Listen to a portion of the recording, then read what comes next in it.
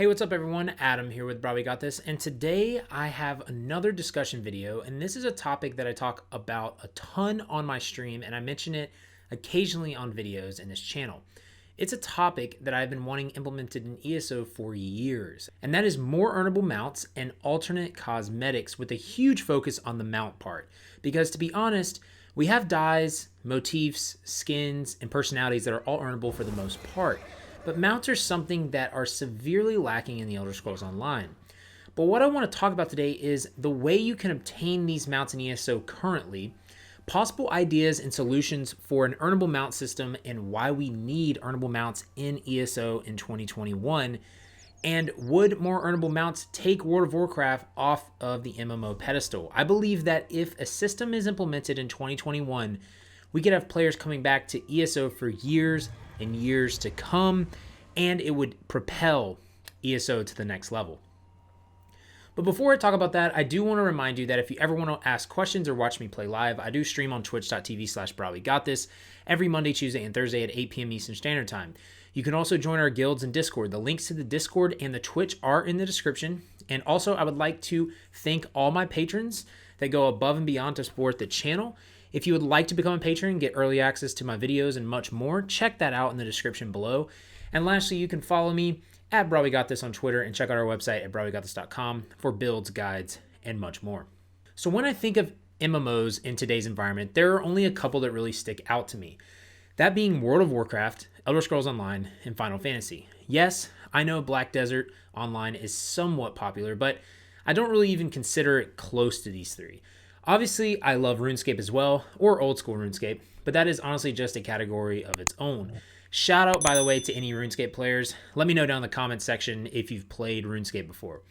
But those three MMOs are really what I think of when I think MMO. I've put some hours into World of Warcraft, but obviously I've put more into ESO.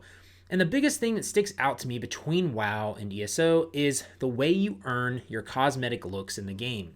WoW has a transmog system similar to ESO in ways that you can change the way your character looks by either finding a transmog or completing some task or quest. ESO has motifs that need to be bought with gold or farmed to unlock these transmogs. The difference here being, in WoW, you can't equip, say, a heavy armor transmog on a character that wears, I believe it's called cloth armor, but in ESO, you can equip a heavy chest piece transmog even if your character has all light armor on. ESO also has dyes that you can earn and apply, and WoW doesn't to my knowledge. ESO has personalities and skins as well. WoW, on the other hand, when it comes to mounts, has approximately 10 zillion mounts. And basically all of these are earnable through drops or completing certain tasks. ESO has 2 mounts in the game that are earnable, besides the starter ones you can buy for like 10k gold. Yes, you heard me right, only 2 earnable mounts. And one of those mounts are a mount that almost 95% of the community may never get because it's given by doing Veteran Sunspire, and you've got to do all of the achievements associated with it, some of the hardest achievements associated with it. And that's fine. It's cool that there's a mount that you can get by doing a really, really hard piece of content. I'm fine with that. But right now, the way you get mounts in ESO is purely just by spending real life money through the crown shop, buying crown crates, specific mounts with crowns, or through other means in the shop based around RNG. And yes, you technically can grind gold and exchange gold for someone to gift you certain mounts, but not a lot of players will do this. And there are only a few trusted outlets for this, to be honest. And in my opinion, I just think that is utterly disappointing as a longtime ESO player. ESO has hands down the best looking cosmetics of any MMO to date, in my opinion. It blows WoW out of the water and other MMOs. I understand that WoW players usually have a lot of nostalgia when it comes to the art or the way things look in the game. But for me, it's not a game that I grew up playing. I grew up playing RuneScape, and RuneScape has a lot of similarities with WoW in the sense that the graphics and look of items quite honestly look like cartoons are really, really bad. But the nostalgia that I get from playing RuneScape outweighs all of that. Same with WoW players. The nostalgia is something that usually outweighs that. But objectively speaking, when you compare ESO's cosmetics to WoW's, it's no comparison that ESO is better on that front. Like y'all, ESO's mounts are so awesome, but why does every single mount have to be bought with real money? And that leads me to my next point. I know why ZeniMax does this. It's because of the moolah. These mounts and crown crates and other crown store items are a way to monetize the game even further. If we take these numbers into account from Activision, last year they made, I think, around $1 billion just off of microtransactions from the Modern Warfare game. Now, ESO isn't Call of Duty, but you can infer that they make a significant chunk off of this system. If they weren't making money off of it, you wouldn't see it in a game. And other developers use this, and production studios use this system in many other games, so it has to be working, right? And it's kind of frustrating that the gaming companies are going down this path more and more every year. It used to be that you can unlock things in-game without having to buy things in a shop. But this is a business model that makes a lot of money for these games. The nice thing about ESO are these mounts aren't pay to win. You don't need these to be better at the game. And like I covered in my all the free cosmetics that you can earn in ESO guide, I have 2 of them in the channel. Check that out, by the way, if you haven't. I go through every free item you can earn from ESO. Those are in the description or the top of the screen, so if you want to check them out, you can. But there are a lot of free cosmetics like dyes and motifs that are 100% earnable in the game, which I really, really like, which I'm not complaining about one bit. So if we have that with dyes and motifs, why can't we get those with mounts? The good news is ESO did have the Ebon Wolf mount come out this year, which was earnable. So maybe we have a glimmer of hope that this will be added to the game in the future. So you may ask, what ideas would you propose for a better earnable mount system, Adam? Well, I'm glad you asked. I have many ideas, and I really just don't see why these can't be implemented. And by the way, all these ideas can still be implemented and the crown store could keep its same items. I don't mind them having the items for sale for those players that want to buy them. I've bought cosmetics in ESO and other games, but it would be nice to have other ways to earn them, because when the only way to get mounts is to buy them with real money, it becomes a problem in my opinion. Imagine this. You have motifs for every DLC dungeon in the game. Why not have a mount for every dungeon in the game? These mounts could be themed around the dungeon's lore or art. Can you imagine a Lich-style mount for the Vaults of Madness dungeon? Or even some crazy Shiggorath-style mount for that? It would be amazing. These mounts could be given as random drops, or they could have a mount that is guaranteed when you complete a dungeon on Veteran hard mode, and have a random mount drop from the final boss that is sort of a special like holographic mount like the Radiant Apex mounts in the crates. They could even split the mount into pieces or shards like they did with the Ebon Wolf mount, where you have to farm the dungeon over and over to collect the pieces. There could be a mount for completing certain achievements, and the sky's the limit with this, because say you had a mount for when you kill 1,000 undead, or so on and so on. You got like an undead mount that you get just from that achievement. A mount could be implemented when you complete every zone in the game as sort of a completionist mount. There could be a mount for when you become a master crafter and research all the items in the game. There could be random mounts that drop from killing world bosses, public dungeons, and public events like Harrowstorms, Dolmens, Dragons, and Geysers. There could be new mounts in the Antiquity system where you have to dig up certain ancient mounts from different lore books and things like that. There could be a mount that you get when you complete the storyline in every new expansion that comes out. Similarly, you could have a mount that drops in each trial like the dungeon idea I had before, and I'll say it would be amazing if every trial or DLC dungeon in the future, when you speedrun, no death, hard mode it, you get a cool mount as well.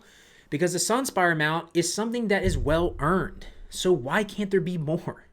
They could create mounts for every facet of player type in the game. The casual players, the role players, the hardcore players, crafters, PvEers, PvPers, and much more. They could even add the feature of being able to dye your mount with the in-game dyes that you earn already. This would allow for even more customization. So then comes the question, why does ESO need this earnable mount system in 2021? Well, quite frankly, ESO could have a lot to compete with in 2021. Next year marks the first full year where we are going to have a full cycle of next-gen console games. Players are going to be wanting to try their hand at these games, and they may step away from ESO for a time. Also, Ashes of Creation is an up-and-coming MMO that is still in alpha and is scheduled to have more releases through the year next year. There is a lot of hype building from this game.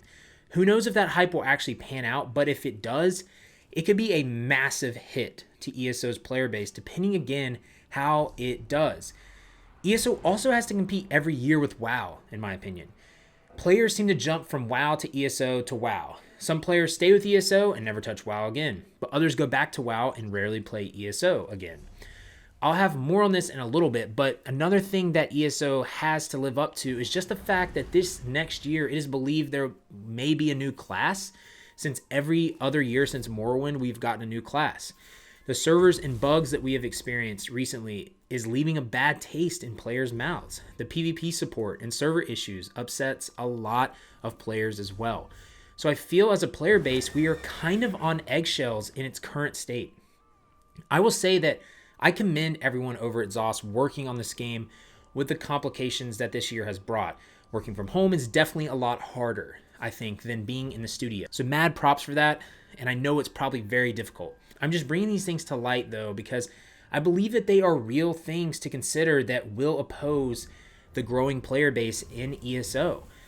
But this is a huge opportunity for ESO to really stand out in 2021 and keep players coming back for more and for the years to come. I have no doubt in my mind that if they created these sort of theme mounts, the art team or whoever does the designs now for the mounts would make them look just as good. If Earnable Mounts looked like the paid ones, I don't know how someone wouldn't want to grind for those. They are seriously so amazing.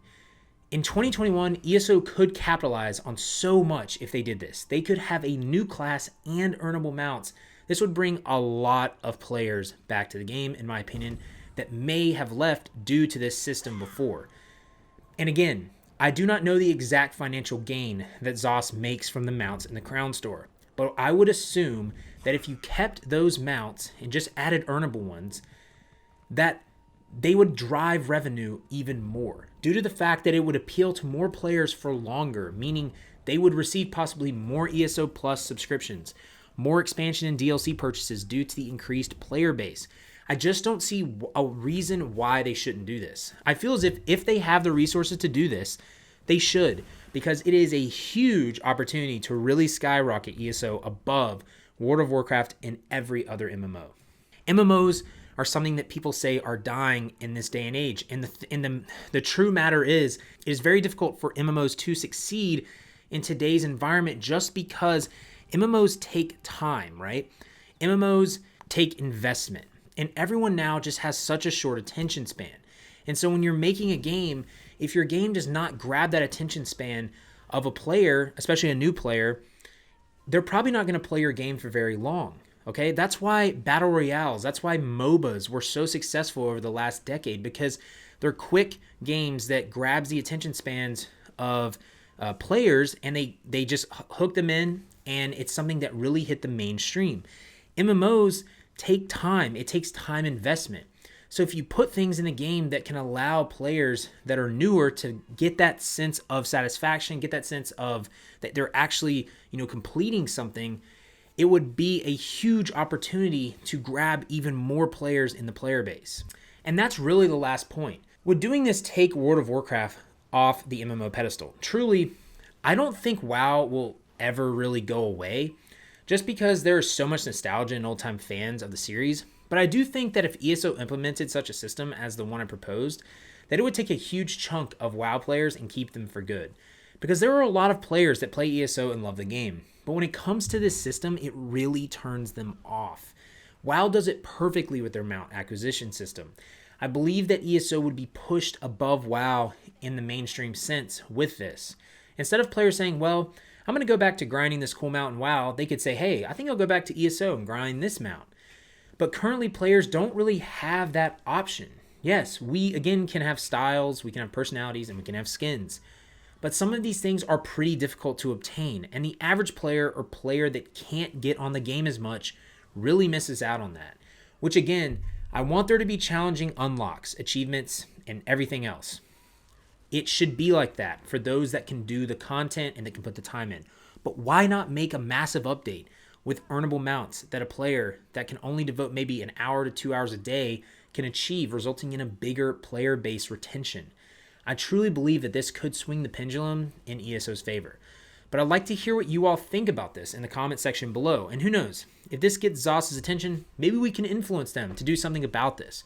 But just remember, if you ever want to talk about this or watch me play live, I do stream on Monday, Tuesday, and Thursday on twitch.tv/brahwegotthis, 8 p.m. Eastern Standard Time. Check out the link in the description to go there if you'd like to watch me.